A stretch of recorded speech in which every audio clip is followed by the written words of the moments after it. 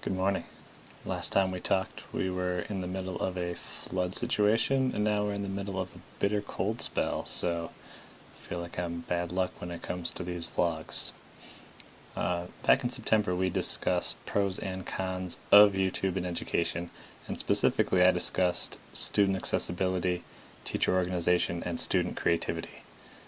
Now, while I didn't do much with this course involving student creativity or teacher organization, I was able to do more with student accessibility. And I feel like that issue is still ongoing, at least inside the school for us. I just feel like the school filter is very locked down, so it's difficult to get at educational access to YouTube. I found this when I created YouTube videos. It took at least 2 days for the filter to allow it to go through, so students weren't able to access the video in class for at least 2 days. They were able to access it at home because it was immediate. But I also want to discuss that student accessibility piece. I was worried previously about the different videos that would show once you finished watching the suggested videos at the end. But while creating videos, I'm able to uncheck that box that allows students to view additional videos or video suggestions at the end of the video. We've started using the LMS Schoology, and I was able to embed a video directly into the Schoology page, so students did not have to go outside to an unsecure system to go through to YouTube. They were able to watch it within the security of Schoology itself. I think the embedding may be one of the more supplemental pieces that I've learned, and maybe one of the most important that I've learned this semester. In addition, I was able to do the annotated links, which I've been trying to do in a couple different videos previous to the one that I found success with it. But those annotated links allow for differentiation that I could never let happen before. So my high-flying students who are super quick and understand the concepts quickly and easily didn't have to wait when I was explaining how to do the problem on the video. They were able to click the annotated link and move on to the next problem.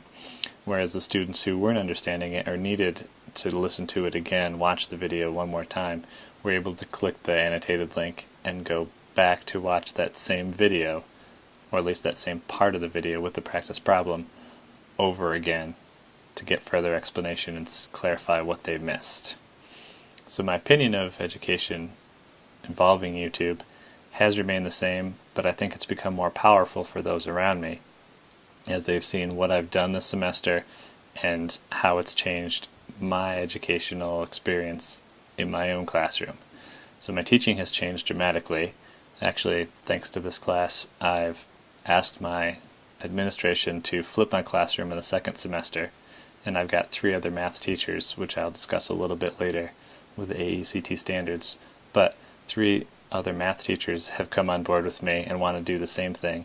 My language arts teacher would like to flip with pieces of it, and there's a social studies teacher who's in the midst of trying to get her classroom flipped as well.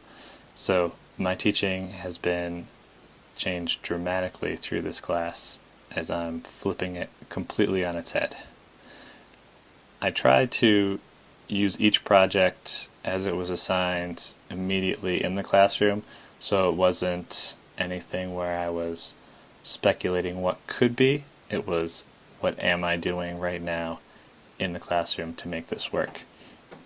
And that worked more authentically with some rather than others, but I feel like overall the skills that I've learned from this course have had a very positive impact on my teaching. I'm able to do those annotated links now, jump from video to video. I've done an educational mashup where I've learned what the common sense media allows us to edit and what it does not allow us to edit. And I'm going to give students the opportunity to go through YouTube and create their own projects with the mashups. I know now how to edit, add in spotlights, and add in music and audio and video enhancements, all of that through this course.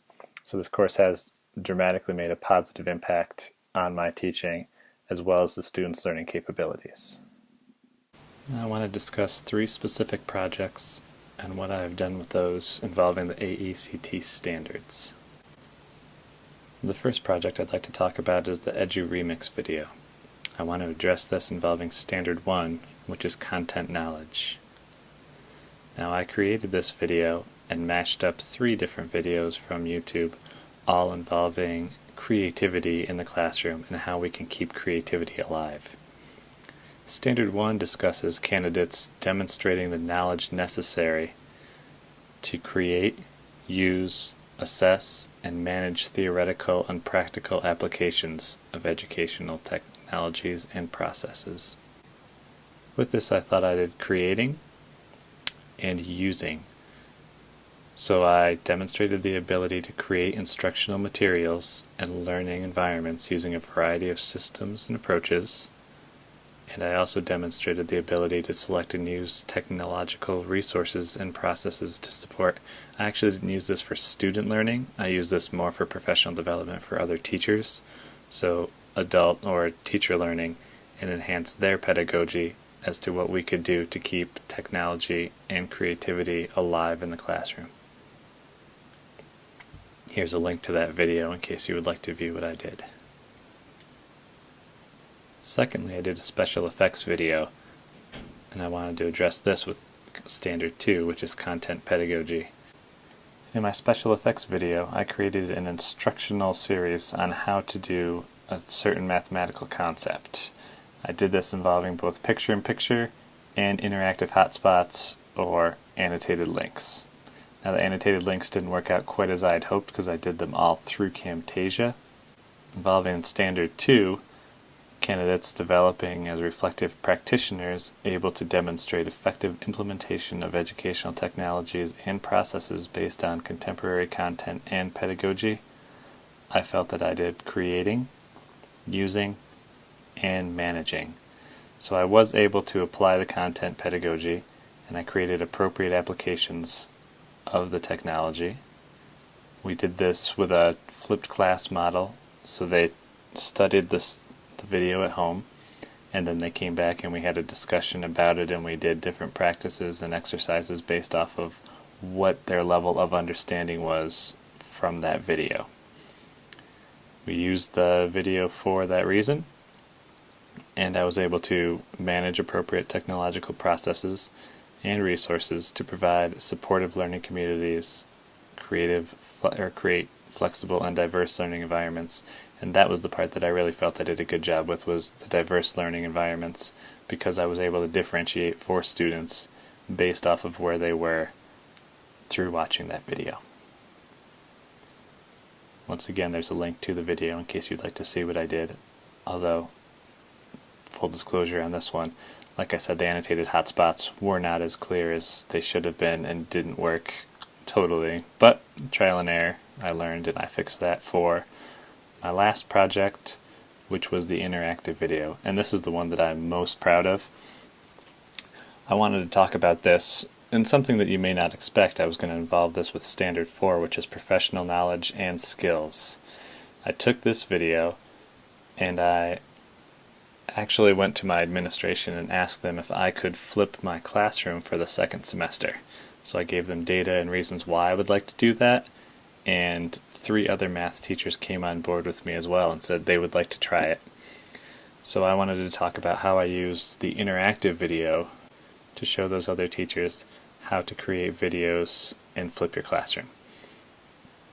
So candidates design, develop, implement, and evaluate technology-rich learning environments with a supportive community of practice.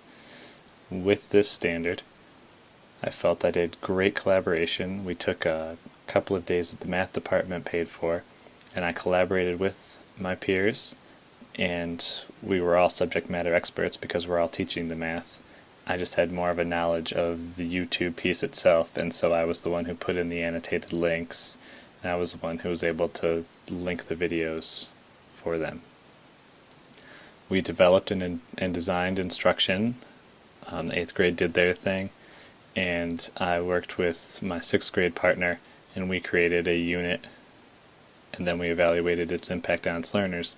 That's going to be ongoing because it will start in January, and we will compare the data with pre-assessment, post-assessment scores from the first semester as well as the second semester.